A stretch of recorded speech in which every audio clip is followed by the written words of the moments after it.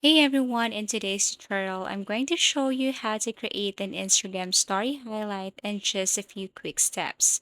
First, open the Instagram app on your phone and make sure you're logged in into your account. And make sure that you're using the latest version of your Instagram application. Step 2. Now, the next thing to do is to go to your profile. Just tap the profile icon in the bottom right corner. Step 3. Under your bio, you will see a circle with a plus sign labeled New. Tap on it to create a new highlight. Step 4. The next thing to do is to select the stories you want to include in your highlight from the archive.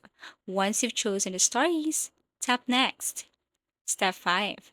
Now give your highlight a name and choose a cover image by tapping Edit Cover. When you're done, tap Add, and your highlight will appear on your profile. And that's it.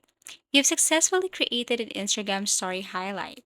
And actually, you can turn your highlight into a reel if you want.